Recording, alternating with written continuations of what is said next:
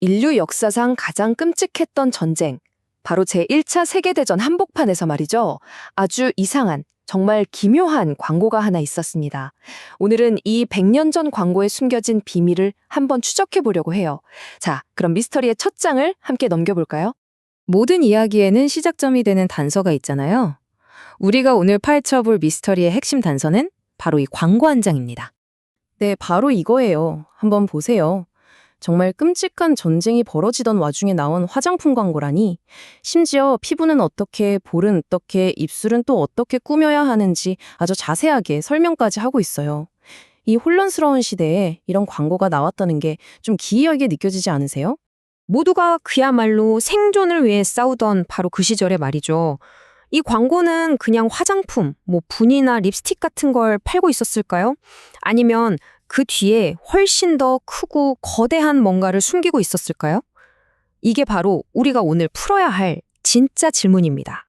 자, 이 광고의 진짜 속내를 알려면요. 당시 사회가 얼마나 격렬하게 또 빠르게 변하고 있었는지를 먼저 알아야 합니다. 생각해보세요. 남자들은 전부 전쟁터로 떠났죠? 그럼 사회에 엄청난 빈자리가 생겼을 거 아니에요? 바로 그 자리를 여성들이 채우기 시작한 겁니다. 공장으로, 사무실로요. 근데 이게 단순히 일만 하기 시작했다는 뜻이 아니에요. 여성들에게 이전과는 완전히 다른 새로운 정체성과 새로운 필요가 생겨났다는 뜻이죠. 이런 거대한 사회 변화의 증거가 재미있게도 아주 평범한 우리 주변의 물건들 속에 숨어 있었어요. 그리고 그 물건들을 하나하나 자세히 들여다보니까 와, 정말 놀라운 공통점이 보이기 시작하는 겁니다. 예를 들어 손목시계를 한번 볼까요? 전쟁 전만 해도 손목시계는 여성들이나 차는 좀 섬세한 장신구 같은 거였어요. 남자들은 품위 있게 주머니에서 회중시계를 꺼내봤죠. 그런데 참호 속에서 포격 시간을 정확히 맞춰야 하는데 양손이 자유로워야 했겠죠. 그러면서 손목시계는 순식간에 효율성 그리고 남성성을 상징하는 군인의 필수품으로 확 바뀌어버립니다. 우산도 똑같았어요. 전쟁 전의 우산, 특히 양산은 귀족 여성들이 우아함을 뽐내려고 쓰는 장식품에 가까웠죠. 하지만 비와 진흙으로 질퍽한 참호 속에서는 이게 생존 도구가 되는 겁니다. 오늘날 우리가 입는 그 실용적인 트렌치 코트가 바로 이 참호, 영어로 트렌치에서 태어난 거죠. 자, 이제 어떤 패턴이 뚜렷하게 보이지 않으세요? 손목시계도 그렇고 트렌치 코트도 그렇고 전쟁이라는 극한의 상황이 물건의 가치를 아름다운 장식에서 꼭 필요한 기능으로, 소수의 과시에서 모두의 필요로 완전히 뒤바꿔 놓은 거예요. 한마디로 시대가 사물의 의미 자체를 재정의해버린 거죠. 바로 이 관점, 장식에서 기능으로. 이걸 기억하면서 이제 우리의 첫 번째 증거물이었던 그 화장품 광고를 다시 한번 살펴보겠습니다. 손목시계와 우산이 그랬다면 화장품이라고 달랐을까요? 그야말로 사치와 장식의 끝판왕이었던 화장품도 과연 이 장식에서 기능으로 라는 거대한 흐름을 따라갔을까요? 네, 정답입니다. 이 광고가 말을 걸고 있는 대상은 더 이상 집안에서 한가롭게 시간을 보내는 귀족 여성이 아니었던 거예요. 바로 공장과 사무실에서 일하는 사회의 새로운 주인공이 된 여성들이었죠. 그리고 그 여성들에게 화장은 완전히 새로운 의미를 갖게 됩니다. 이 시대의 화장은 더 이상 사치가 아니었어요.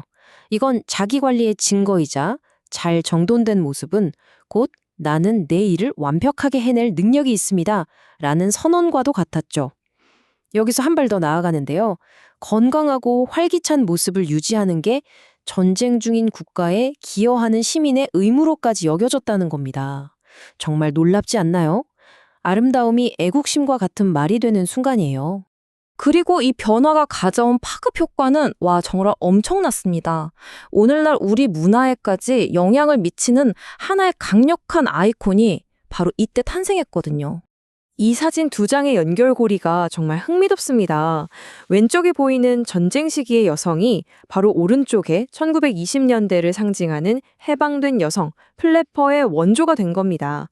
짧게 자른 머리, 짙은 화장, 자유분방한 태도, 이 모든 특징이 사실은 전쟁이 만들어낸 새로운 여성상에서 시작된 거라는 거죠.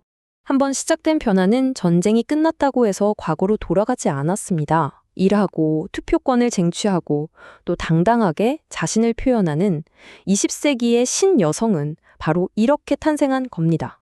바로 이 지점에서 현대 마케팅의 가장 중요한 핵심 전략이 완성됩니다. 그게 뭐냐면 단순히 제품의 기능, 그러니까 이 립스틱은 발색이 좋아요를 파는 게 아니라 그 제품을 통해 얻을 수 있는 정체성, 사람들이 되고 싶어 하는 그 열망을 파는 기술 말이에요. 이 광고는 립스틱이 아니라 나는 주체적인 신여성이다 라는 정체성을 팔고 있었던 거죠.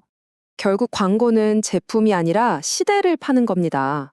100년 전 광고가 전쟁을 이겨내는 새로운 여성이라는 시대를 팔았다면 지금 우리가 매일 보고 있는 그 수많은 광고들은 우리에게 어떤 시대, 어떤 열망, 또 어떤 정체성을 팔고 있는 걸까요? 오늘 한번 주변의 광고들을 이런 눈으로 다시 보시면 아마 굉장히 흥미로울 겁니다.